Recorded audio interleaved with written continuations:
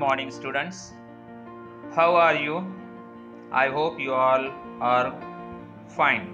Today we'll see lesson number 5, remaining part of the chapter from Science and Technology part 1.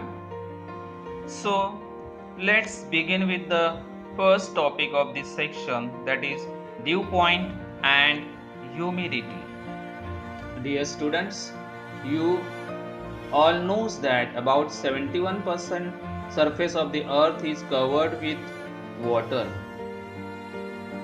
Due to constant evaporation of water, that is conversion of water into water vapors, water vapor is always present in the atmosphere. Thus, the amount of water vapor in the atmosphere helps us to understand the state of daily weather. That is, it is a dry climate or humid climate, depends upon the moisture present into the atmosphere. The presence of water vapor in the air makes it moist. The moisture in the atmosphere is called the humidity. For a given volume of air at a specific temperature, there is a limit on how much water vapor the air can contain. If the amount exceeds that limit, the excess water vapor converts into water droplets. When the air contains maximum possible water vapor, it is said to be saturated with vapor at that temperature.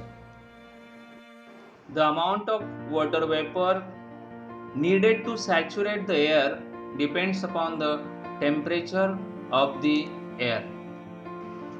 If air temperature is low, it will need less vapor to saturate the air. For example, if temperature of air is 40 degrees Celsius, it can contain 49 grams of water vapor per kilogram of dry air without condensation. If the amount of water vapor exceeds this limit, the additional vapor will condense, that means it will get converted into the water droplets. However, if the temperature of the air is 20 degrees Celsius, it can contain only 14.7 grams of water vapor per kilogram of dry air without condensing.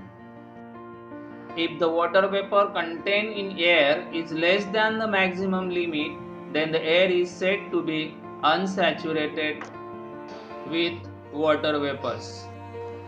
Suppose unsaturated air at a certain temperature is taken and its temperature is decreased.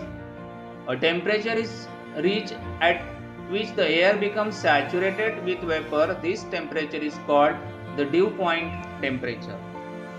The vapor content in the air is measured using a physical quantity called absolute humidity.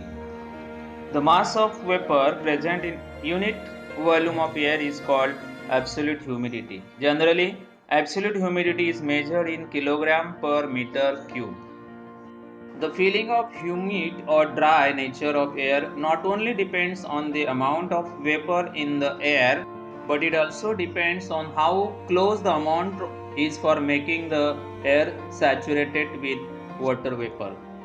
It means that it depends on temperature of the air also. The ratio of actual mass of water vapor contained in the air for a given volume and temperature to that required to make the air saturated with vapor at that temperature is called relative humidity. Therefore, percent relative humidity is equal to actual mass of water vapor contained in the air in a given volume upon mass of vapor needed to make the air saturated in that volume into 100. The relative humidity at the dew point is 100%. If the relative humidity is more than 60%, we feel that the air is humid. If the relative humidity is less than 60%, we feel that air is dry.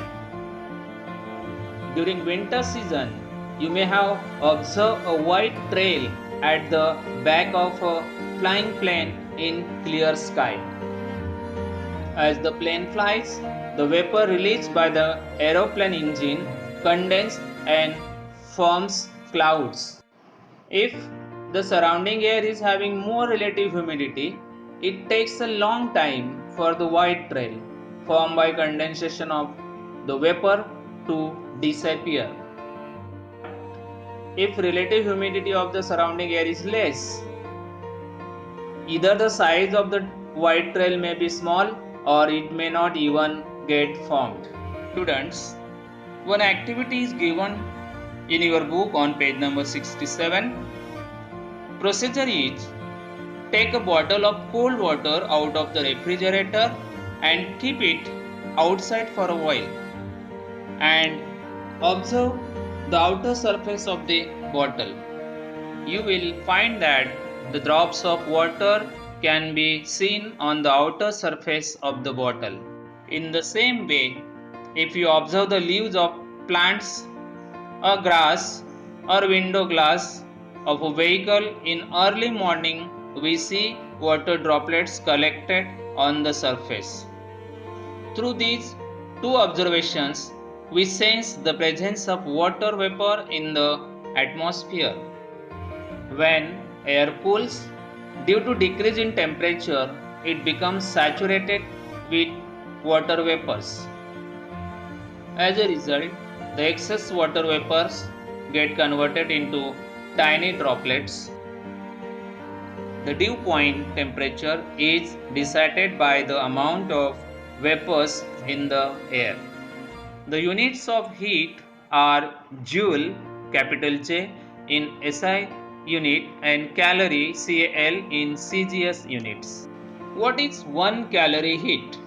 The amount of heat necessary to raise temperature of 1 gram of water by 1 degree Celsius from 14.5 to 15.5 degrees Celsius is called 1 calorie heat. What is 1 kilocalorie heat? The amount of heat necessary to rise the temperature of 1 kilogram of water by 1 degree Celsius from 14.5 degrees Celsius to 15.5 degrees Celsius is called 1 kilocalorie heat. It is clear that 1 kilocalorie is equal to 1000 calories. Students, always remember that if we heat 1 kilogram of water by 1 degree Celsius in different temperature range, then 14.5 degrees Celsius to 15.5 degrees Celsius, the amount of the heat required will be slightly different. It is therefore essential to define a specific temperature range while defining the unit of heat. There is a specific relation between calorie and joule, that is 1 calorie is equal to 4.18 joule. Students, next topic is specific heat capacity. To study this, we have to carry out one activity, and the material needed for this activity is a tray with thick layer of wax, solid spheres of iron, lead and copper of equal mass, burner or spirit lamp and large beaker. The procedure is, first take 3 spheres of iron, copper and lead of equal mass. 2. Put all the 3 spheres in a boiling water in the beaker for some time. 3. Take the 3 spheres out of the water. All the spheres will be at the temperature 100 degrees Celsius. Put them immediately on the thick slab of wax. 4. Note the depth that each of the sphere goes into the wax. The sphere which absorbs more heat from the water will give more heat to the wax. More wax thus melt and the sphere will go deeper in the wax. It can be observed that the iron sphere goes deepest into the wax. Lead sphere goes the least and the copper sphere goes to intermediate depth. This shows that for equal rise in temperature, the 3 spheres have absorbed different amount of heat. This means that the property which determines the amount of heat absorbed by the sphere is different for the three spheres.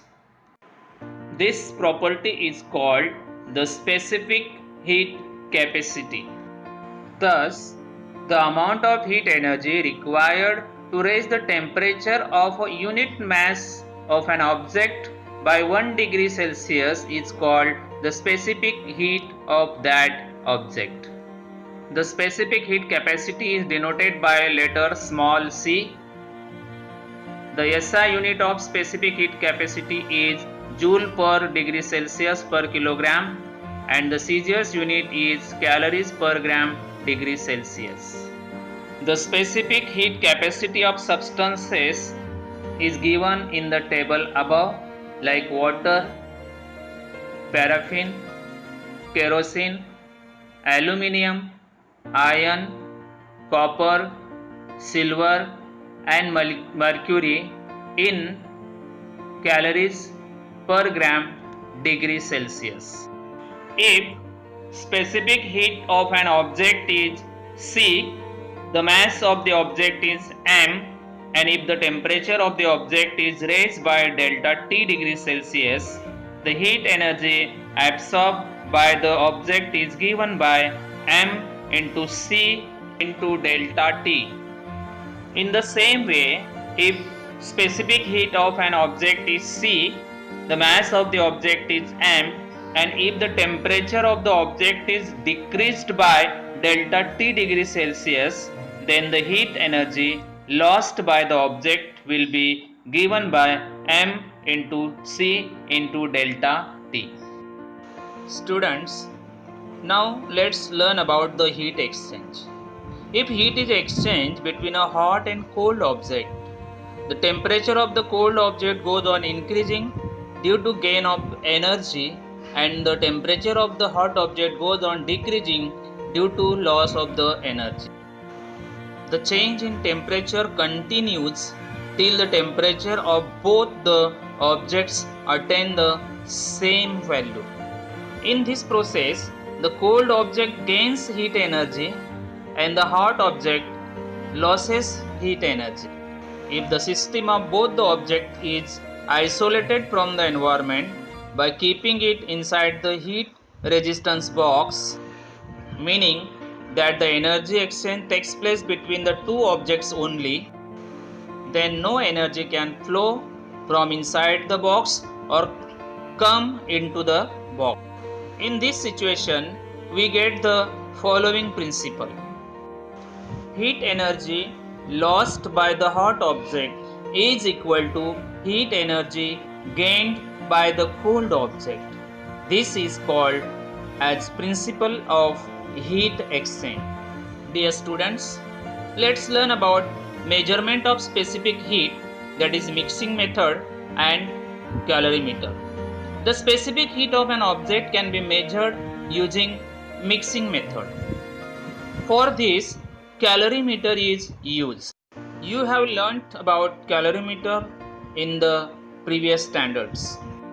If a hot solid object is put in the water in a calorimeter, heat exchange between the hot object and the water and calorimeter starts. This process continues till the temperature of the solid object, water and the calorimeter becomes equal. Therefore, heat lost by a solid object is equal to heat gained by water in calorimeter and heat gained by the calorimeter. Here, heat lost by the solid object, capital Q, is equal to mass of the solid object into its specific heat into decrease in its temperature. Similarly, heat gained by the water, capital Q1, is equal to mass of the water into its specific heat into increase in its temperature. And heat gained by the calorimeter, capital Q2, is equal to mass of the calorimeter into its specific heat into increase in its temperature. Therefore, heat lost by hot object capital Q is equal to heat gained by the calorimeter capital Q2 plus heat gained by the water capital Q1. So Q equal to Q2 plus Q1. Using these equations, if the specific heat of water and calorimeter are known, the specific heat of the solid object can be calculated. Thank you, students. Stay home, stay safe. Bye. Take care.